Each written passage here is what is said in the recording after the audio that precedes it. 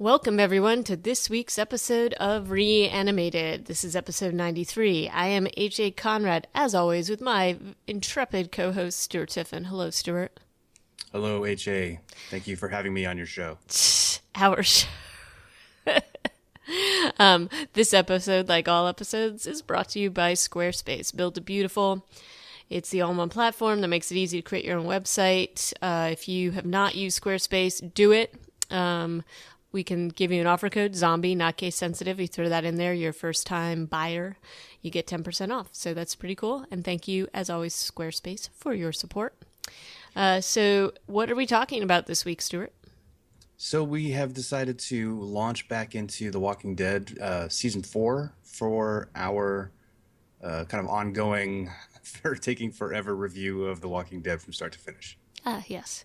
Although I was reminded while prepping for this particular episode or the show that how stressed out the beginning episodes made me on a multitude of levels, which is not unusual for The Walking Dead, but a little bit of Walking Dead season 4 PTSD brought back That's to good life. Television, man. Yep. You know? Yep.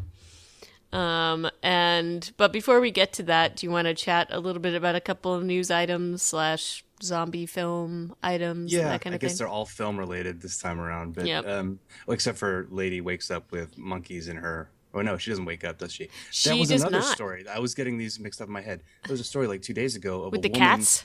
who wakes up with an exotic Oh, I wasn't even talking about the. otter cat on her. Yeah, on yeah, her- and she You saw was, that too, right? and she was like 100 years old or something. She's like, I go to sleep, I wake up with an exotic otter cat on me, whatever, no big deal. And then this story that you had mentioned was woman found dead in motel room with two, like, what kind of monkeys were they? They didn't specify species of monkey, Okay. but I will also mention that there was another gentleman in the room with her who was brought to the hospital.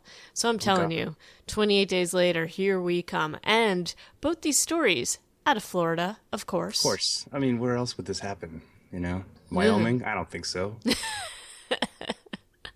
Anyway, so watch out, Florida. Your time is coming.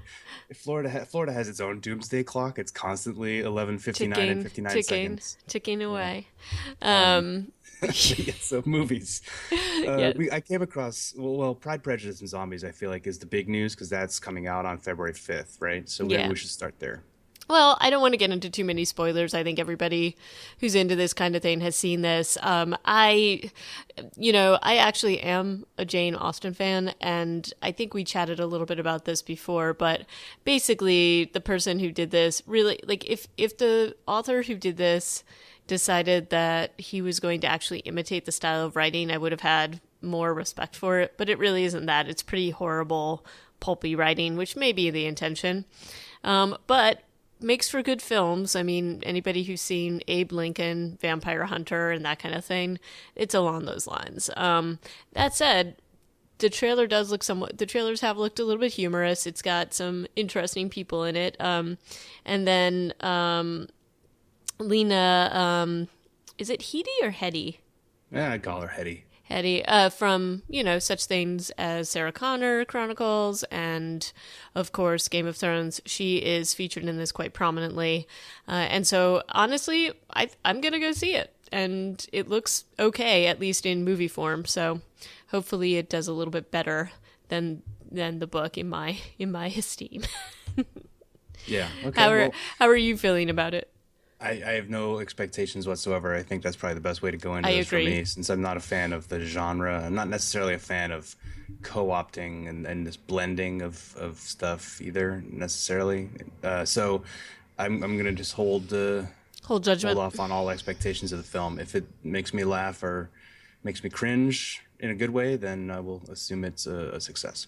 All right. And then there's the other upcoming things. There was an Indiegogo crowdfunded project that you threw up there, Yeah, Range so that's- 15.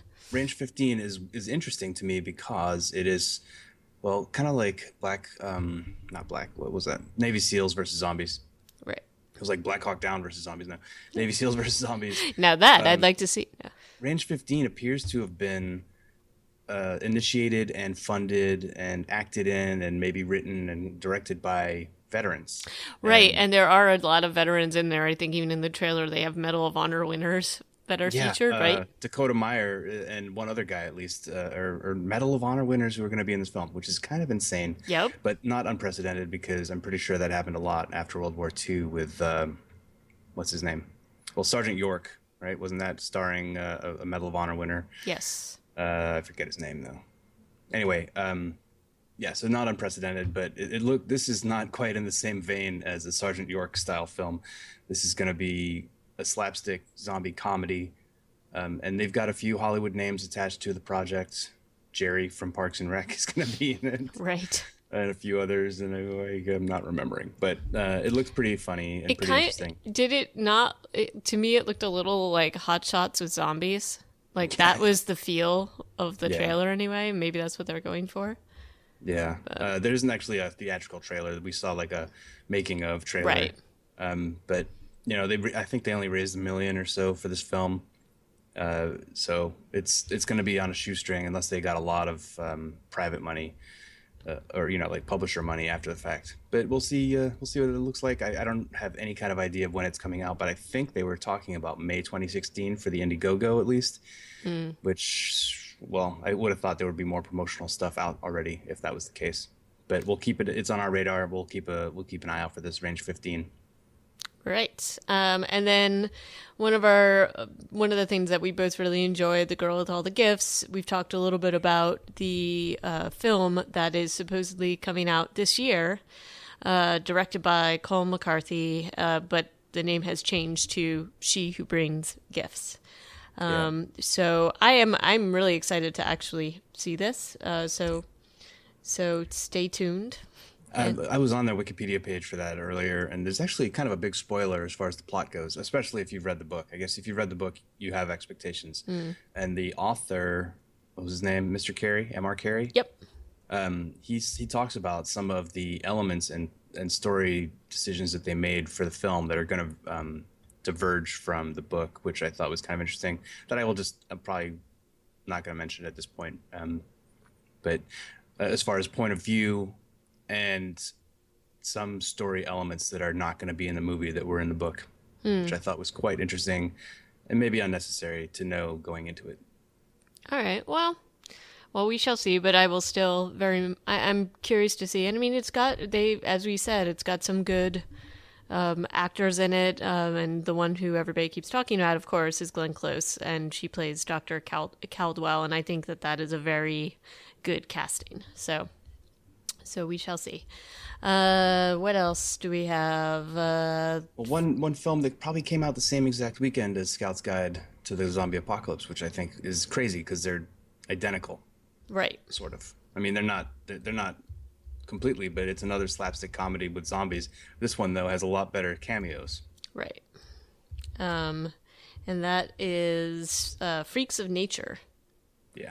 I don't know that I necessarily need to see this, but Oh, but it's got Dennis Leary. I know. I just maybe someday when I'm super bored, but not really. And what's the comedian's name? Who's the other comedian, rather? Dennis Leary being also a comedian. The one at the end of the trailer. He's talking about breeding. Patton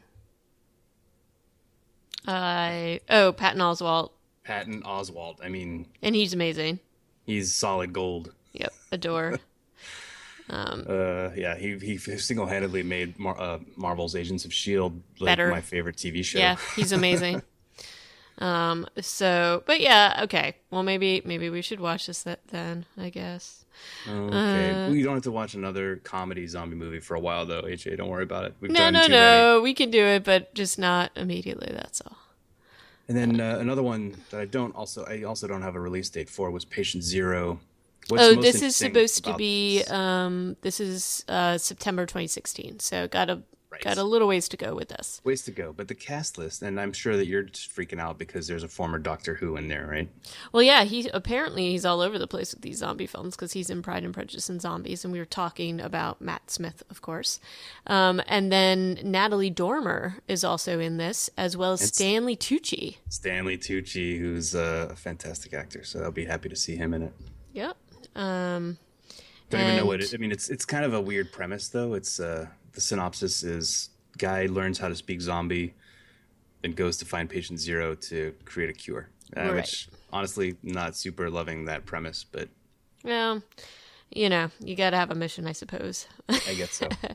But yeah, so I'm pretty good cast. Also, I don't know if you know him or not, but Clive Standen is also in this. He's did a bit part on Doctor Who, but he was also on have you ever seen the show Vikings at all? Did you ever watch that? Of course. Yeah, so he's in that too. So Who's he in that?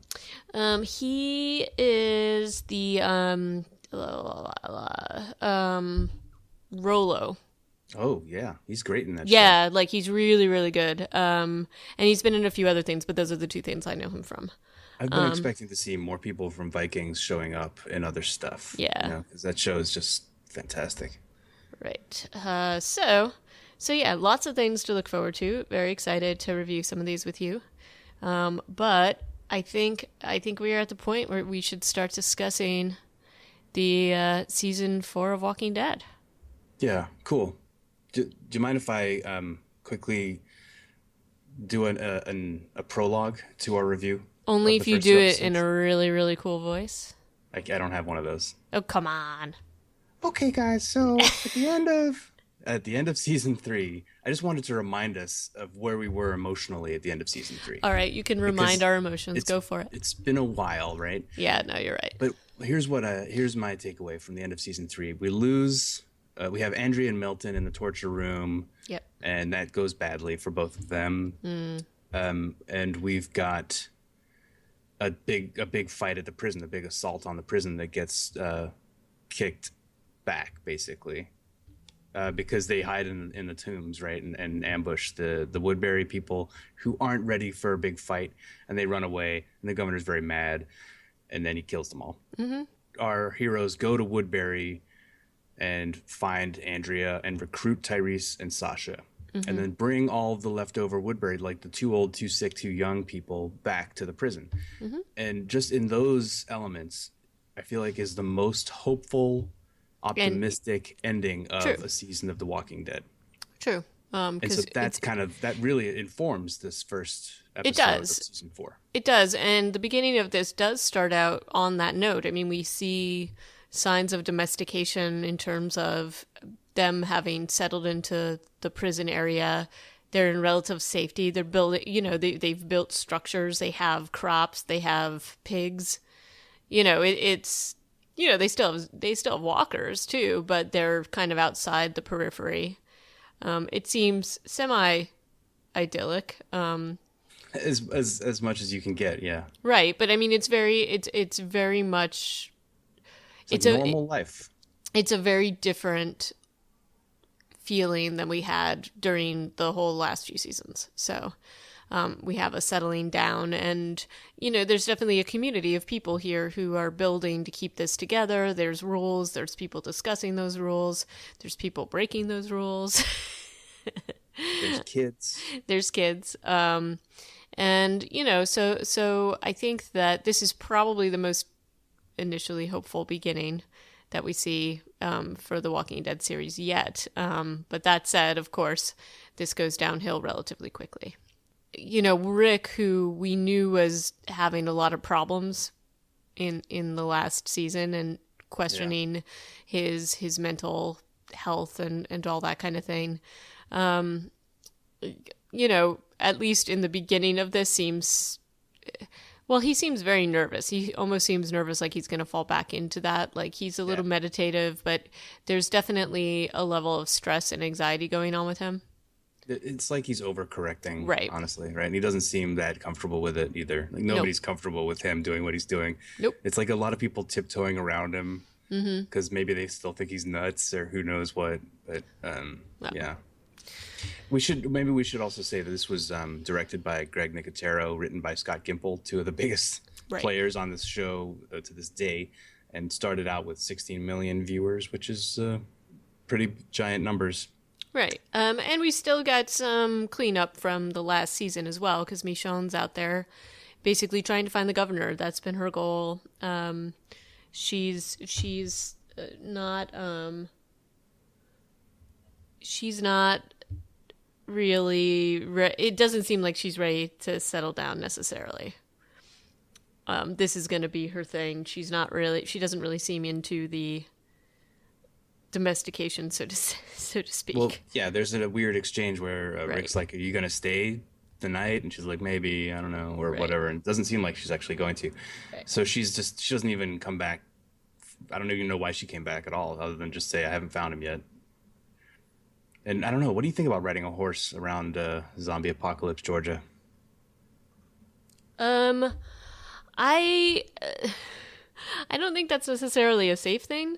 It seems like there's still a lot of walker activity, though if anybody can handle themselves, like it seems like it seems like the team has plans in place. So when they go out, they're being relatively safe, except for Michonne, who does, I mean, she's always been able to handle herself and she's been a lot more comfortable going out by herself Yeah. than other people. But it seems like they have plans in place. Like when they do go out foraging, there's like different people that go and do this. Everybody has a different job to keep everybody safe. And of course, the best laid plans go awry because you can't predict all of these things. But even when they're scouting out different places, it's not like they're necessarily going to immediately go in. They've been actually scouting and making sure that they don't get into bad situations. So there's a lot more planning and caution I think we've seen. Yeah, We the are whole seeing big, you're here. describing the big spot raid, and that is like, yeah, obviously they've been planning this for days because they've taken steps to move walkers away, and then the whole bang on the window thing. I remember that thinking like that was a very cool tactical decision made by the writers. Yeah, no, absolutely. The question with Michonne and the horse really comes down to whether or not you think a horse is a good conveyance because they have to stop and eat and drink and rest, and so do people. But maybe it's easier to do that when you've got a car or a I don't know. Daryl's motorcycle always seems really loud and exposed to me too, so I'm not sure that that's really the way to go. Other than you can navigate car accidents and really crowded roads better that way. It's just I was just curious if you had any feelings about riding on a giant zombie meal. Ticket, basically. Yeah, like that's all Well, they're gonna eat your horse. there are some advantages to it, but I just feel like, as you said, it's something that becomes a liability really quickly if you get attacked. And to me, there's so many different weird little there's weird little walker pieces. So you've got, you still have some of these crawling walkers that are basically just like a spinal column and torso and that kind of thing. Things that you're not necessarily going to see immediately. Right. Yeah. That could basically make your horse freak out or toss you off of it or land on you or so there that's part of what I was talking about in terms of my stress level with this things that they're doing like that seem like they should know better. I don't think it's a bad idea to have the horses inside the prison helping with that kind of work, but the other piece that just, of course, the nerdy part of me keeps thinking, how much food does it take to keep a horse going? It's a lot. When you're basically foraging for food to keep all your humans surviving. So does that level of food or, that level of care, like, can you keep that up? Yeah. Does that make sense given the amount of, work you're getting out of it? And yeah, like horses are very, very useful, but only if you have the resources to keep them healthy. Don't know So enough about horses to know if it could just survive off the grass in the yard of the prison or not. I mean, well, I mean, they can, but they eat an awful lot of it. And yeah, then there's also all the maintenance with horses, which, horseshoes and their hooves and things like that. Like that's stuff that needs to be happening. There's a reason why you shoe a horse there, and there's all sorts of health things. They're high maintenance things to have. And they're really, there's a reason why they're so expensive, but throwing that aside, I think they're showing all of these things to show that they're actually having the time to do these things. But agree, zombie foraging horses, no, that I'm not in that camp. okay. But you were bringing up some good points about the general levels of preparedness that these guys are showing now. It's part of the whole like being settled at the prison, kind of part of this more gentle introduction to the zombie apocalypse world because these guys are such pros at it now. Right. And and things seem to be going fine. They're having like barbecues. Daryl is exhibiting terrible hygiene, which Ew. is a really weird thing for this episode because we're also getting introduced to this terrible sickness, right? Right. And he must just be immune, right? Because he's that much of a badass. Because he's licking his hand, like his entire hand, before shaking somebody else's hand. Yeah, it's so gross. That was so disgusting. Very weird. I mean, I guess they're just pointing out that he's amazing and can't even get sick. And we're seeing Germs signs even that, bow down to him. Sorry. exactly to his biceps. We're seeing signs that things aren't okay. Like the pig is sick. Violet, one of Rick's pigs. There's zombies at the fence with like weird bleeding eyes that we haven't seen before. Yep. So there are a couple signs out there. I guess until you get to the end of the episode, you don't really know what that's all about. Well, and you're also seeing kind of, and in addition to all of this, as we said, it starts out in an idyllic way, but we're also seeing, weird stress, PTSD type reactions in terms of people's relationships. So I'm talking obviously about Tyrese, but also about Beth. Beth, for real, yeah. Like Beth has her boyfriend Zach. And, she seems okay at first. And then, he's supposed to be in this raiding party. And she's sort of like, okay, you go, but I'm not going to say goodbye.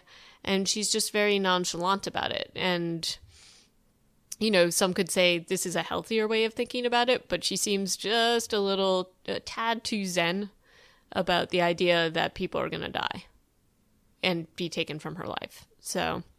And she has a pretty interesting conversation with Glenn about this later. I think it's after Zach's dead, and she's like, "Oh, I'm glad I didn't say goodbye," etc. She's like, "I don't want to be afraid of being alive." Yeah. Which you could argue is a healthier way to think about it, but it's more in the way how her delivery of it sounds a little too like it's almost like she's kind of in another plane that she will eventually be shaken out of, Like it's one thing if something's happening to this boyfriend of hers, but what if something happened to Maggie or her dad, So yeah, that's just and it's not like she's totally an icicle because she's taking care of Judith. She's like exhibiting empathy for other characters. It's just her own boyfriend she's a little bit frosty with. Well, it's not even that. It's more like she's exhibiting affection and all those kinds and connection with people. It's not that, but it's almost like she's on some kind of like beta blocker or something like that. Yeah.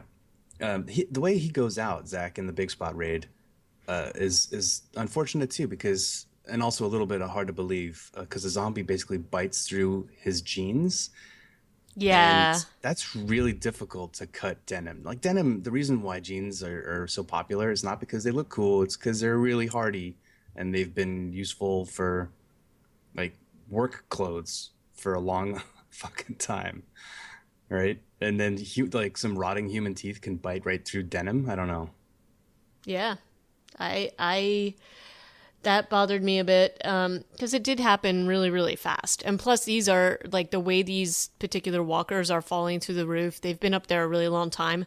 Like some of them are just bursting so you would think that like maybe the jaw power and stuff like that certainly wouldn't be enough to be somehow have razors in there to bite through the jeans. You know what I mean? It seemed a little too quick. Yeah. Otherwise, it was an interesting raid. Scene. I don't know that they really got much out of it. I think they cut away from that after he died and they basically got Bob out of there. So you didn't really see if they got a score, although it looked like a hell of a full, shop place to go. They should have gone back because there weren't that many zombies in there. It's just that they were all falling through the ceiling and that was disconcerting. Yeah, no, absolutely. And Bob was introduced in this episode too, and he's immediately likable, right? I mean, he's like making jokes. He's already flirting with Sasha. Yeah, from the first scene, but obviously he's got his own problems and essentially manages to collapse the ceiling. Yep. But accidentally, whatever. So, but that was a cool segment and a cool part of this awesome episode, honestly. That as a set piece was amazing. Yeah. And the idea behind it, with the helicopter and the zombies dropping through the ceiling, the makeup job on the zombies, that was all just, it was gorgeous. And I was sort of like, wow, you guys are going all out for this particular, for this premiere. It was really well done. And I think also part of it that it's one of those things because, they've been out, they're living at the prison, they're foraging, but to see all the stuff that is in that store still and that they have to leave behind because all hell breaks loose is really like, no, grab some beer, guys. Get out of there. I don't know. I don't know that should have been their priority, but yeah, it seemed like there was definitely was a lot Not just beer, but do you know what I mean? Like, it's been a while since we've seen a place where they've had all these things that they have not seen in a very long time. Like, everything has been, which begs the question, why is this place still full of stuff? But, there's I assume just because it was full of zombies until they lured them out with the music. Maybe. Or at least that compound was full of zombies. It was like a military compound full of zombies, and there were zombies inside the store, which we didn't even see them kill. We saw them drag a couple bodies away. And then the other piece of this episode that's another key piece is Rick's interaction with this survivor named Clara. Yeah, you knew she was trouble. Well, her makeup is terrifying, first of all. She looks just like a zombie. She already looks like that. So, and I think this just goes to show that this is why the group has to be pretty careful about any survivors that they bring in. And as Rick says, I need to talk to you and to your husband or whoever he is, and I have to ask you some questions before I can bring you back to our group. And so at least he's showing caution there, and thankfully so, since she tries to kill him and feed him to her zombie boyfriend's head. Yeah, obviously messed up twist there. But it's kind of interesting though that this interaction does not get Rick coming off of his whole pacifism thing. That doesn't happen until episode 2 of the season. No. But yeah, he handles himself. He takes care of business. But actually, she kills herself. He's just like avoids getting injured. Yeah. But it's all, she actually has done some really bad stuff and has gone crazy over it. And in his head, he's like, I can't really judge too much because I was almost there. And he does state to Herschel that when he was talking to her that he felt like he could have gone there, and Herschel's of course reassuring him, which is like, well, it's great that Herschel thinks that, but Rick's totally correct. He could have gone there very easily. So there is that. And then, there's another piece of dissonance in terms of this community, which they have built up these rules and some of them make sense, but then you've got Carol kind of going off and doing her own thing with the kids. Mm-hmm. What do you think about that? Well, it's the start of her being this super badass character. Right. But this season makes her out to just be this maverick. Right. Especially when, the things that happen in episode 2 of this season. I think she's doing the right thing with teaching the kids, but she's doing it the wrong way, of course. Like, that's kind of, I guess, her calling card in a way. I guess my thing is that I don't feel like the adults would have necessarily all been on the Rick side of things. Rick's thing is that the kids should be allowed to be kids and that the adults protect them. But I think what we have seen again and again in this whole world is that that's not the world we're living in. And at any moment, the adults could be taken out of the equation. So I feel like I don't feel like people would have come out on his side of things here.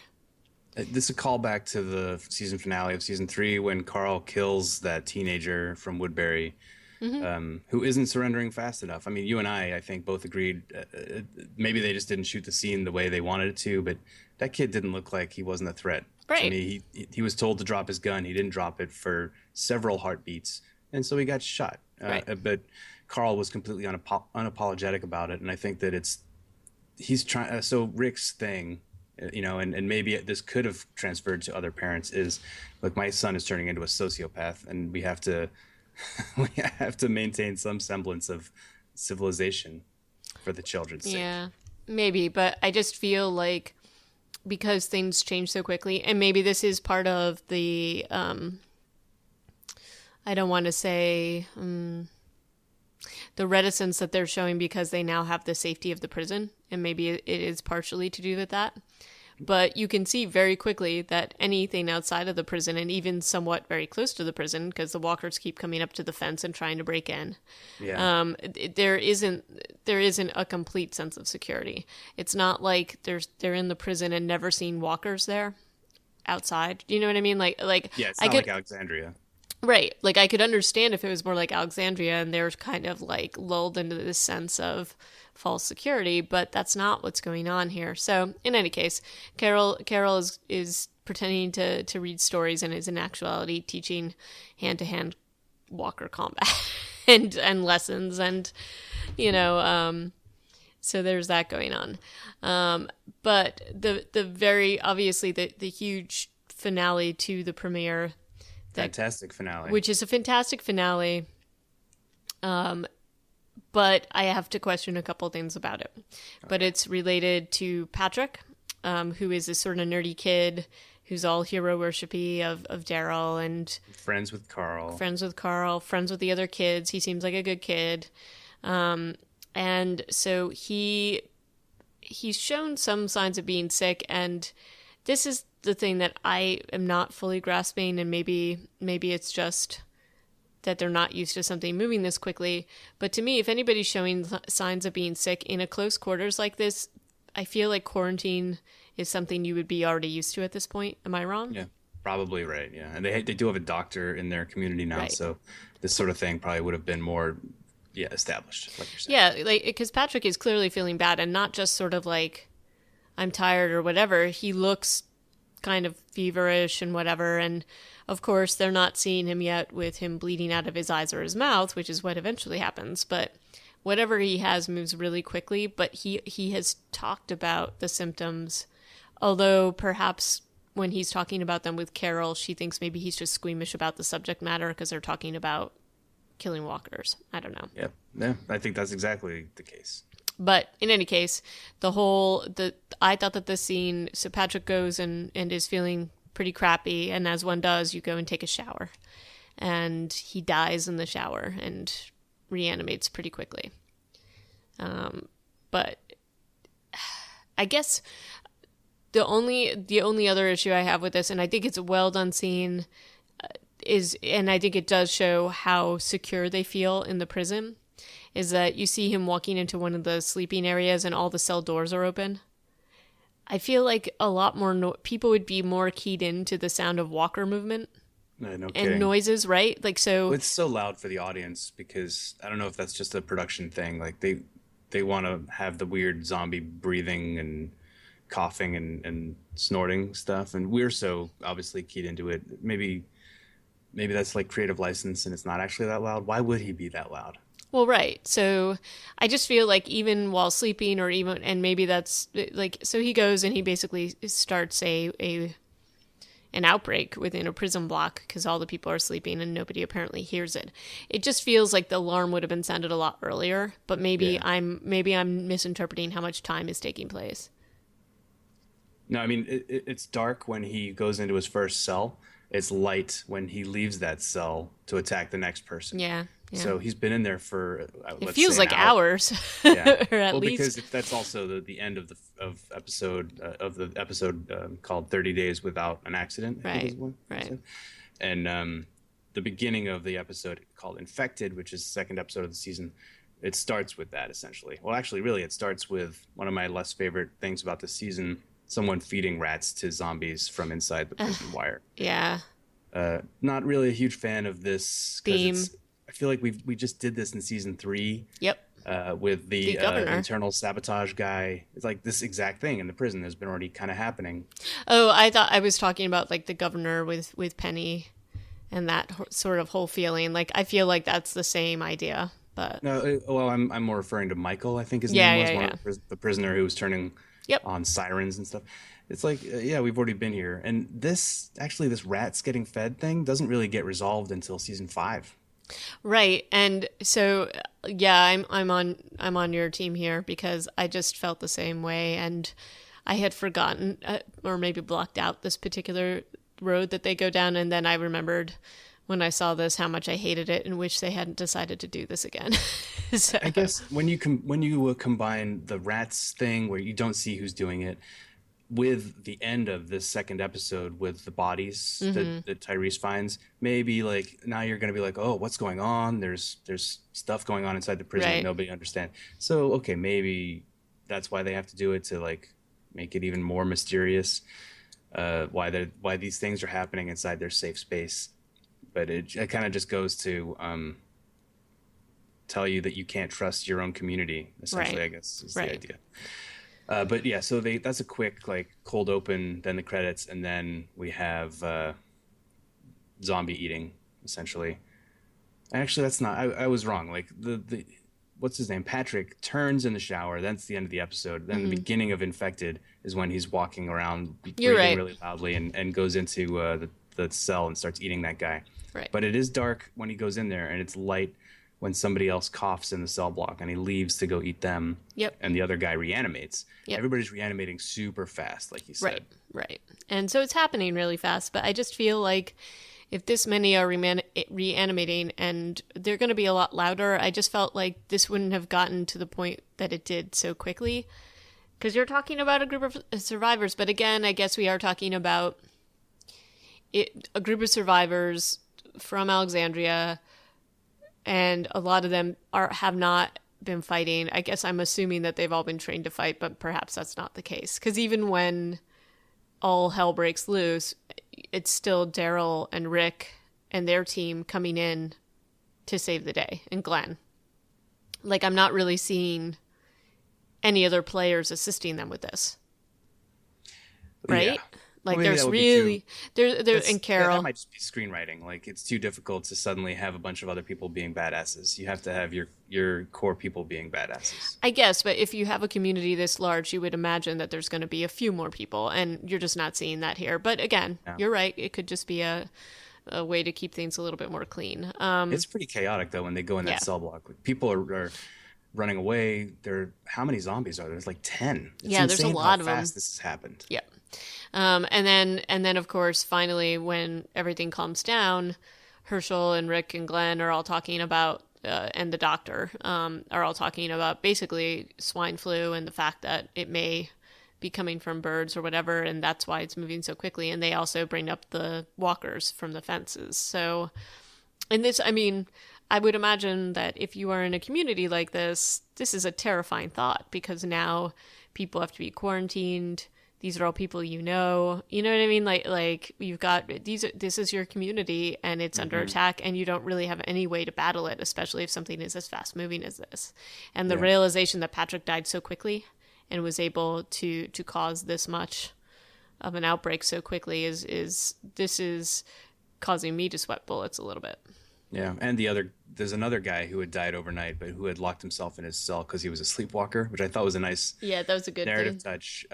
Obviously, he didn't spread the zombie. He didn't kill anybody because he was locked in his cell, but that was what kind of let Rick and Daryl figure out that it wasn't an external threat, I guess. Right.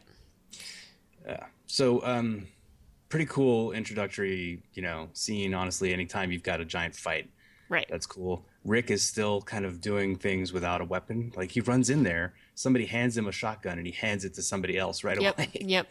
And then He he's going does around say- with a pocket knife. Yeah, the knife he seems to be okay with. It's just the gun, and it's almost. I mean, it's definitely like he just doesn't trust himself, which I understand.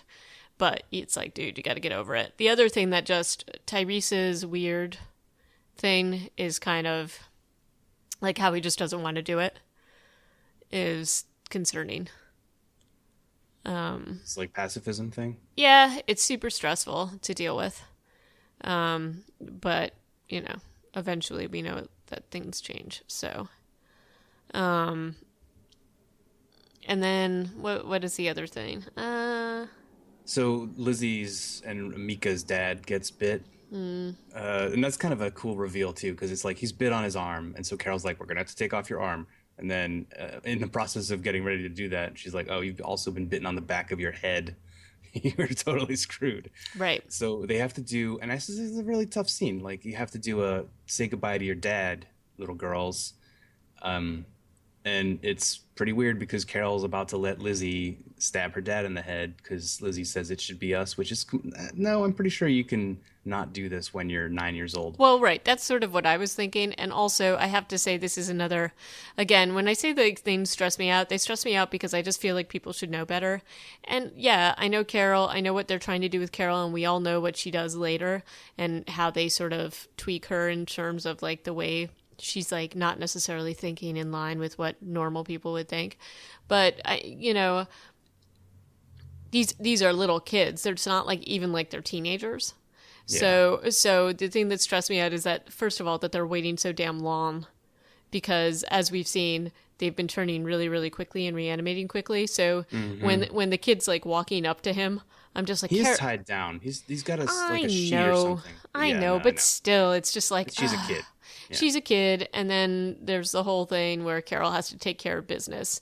And then And later maybe it was supposed to be a teaching moment. Like maybe Carol was maybe just like, "Look, you can't do it yet. You need to, make yourself stronger." Because that's basically what she does tell her later. You're yeah, weak. but she's like you're weak.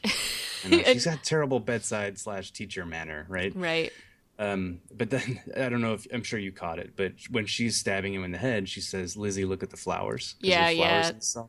Yeah. Which I was like, I didn't know that was here. Okay, cool. Yep. Little foreshadowing. There's definitely foreshadowing there. But that also gives you a little bit of an insight into the fact that Carol is aware of something going on with Lizzie and anxiety, and they're already finding methods to deal with that.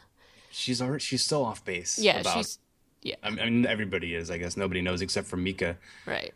Because when she tells her when Carol goes out and tries to address this issue, like, oh, you're weak, you lost your dad, it's okay to be upset, and Lizzie's actually upset that they'd killed a zombie with a name tag, and Yep. Mika's like, you're so stupid. Mika's actually such a little badass. Mika's a little badass, but this is the thing. Like we've seen this, like right at the beginning of the premiere episode. Like Lizzie was talking to Carl about the fact that they were naming them, and Carl's like, "You don't name them. They had names before. They no longer have names because they're walkers." And he's very matter of fact about it, and she's kind of like, so we're already seeing little glimpses into Lizzie's sort of creepy way of thinking about things. But again, the foreshadowing just reminds me of how much I hated this particular theme of the show, but that's okay. You don't like the entire It's just child thing the Lizzie chapter. You don't like that? it's just sort of like it just because to me I wouldn't mind it if they had not just taken so long to resolve it basically, and it just felt like it dragged on forever. And Yeah, but I guess it's not like it's in every episode. I know, but it's just it was just Yeah. to me it was just something that's like you guys should have caught on to this way before. Yeah, It's almost there's one a of those really, things like cannot you see? Look at how there's a really insane drawn she out is. payoff for Yeah. this for sure. True, true. Um, so Michonne's gotten herself hurt trying to get back inside the prison. I don't know. Carl had to use a gun, and he goes up and the scene where he's like telling his dad, I had to use a gun to save Michonne's life, but I swear I didn't want to." Right. And nobody believes him. No, of course not. But at least by the end of this episode, Rick straps up, and I feel like unnecessarily kills all of his pigs. But maybe he figured that they were carriers and that they had Well, to die anyway, and they couldn't eat them. yeah, but you know what's really messed up here? If you think the pigs might be the root of the issue, why are you killing them in that way? And also, sorry, just kill the little guys. Like, don't let the zombies tear them apart. That's just terrible. I would have thought just let them go and run around and run away, and that will draw the zombies Right, away. and then To you're like, cut them. and then you're like spraying their blood all over yourself, and just kind of like, oh, oops. Like it's just sort of like you just realize that you could be infected. Like that whole piece was just so ridiculous to me. Yeah, you're right. To cover yourself in pig blood, and then at the end of the episode, burn your shirt because it might be Right. contaminated. You're like, actually, no, your whole face needs to be burned in this case Yes, because yes. that's all pig blood. Yeah, and I love Daryl's look at him like, dude, have some care. Yeah. That's obviously. I mean, that hits a chord with me. I can watch people die in this show all day long, but you start killing animals. I must be a psychopath. You start killing animals, and I'm like, that is not okay. That's not right. Yeah, it's a tough piece. I have a problem with the animal, as you know. Like, I just, the animal's dying, and I think a lot of people do. Yeah.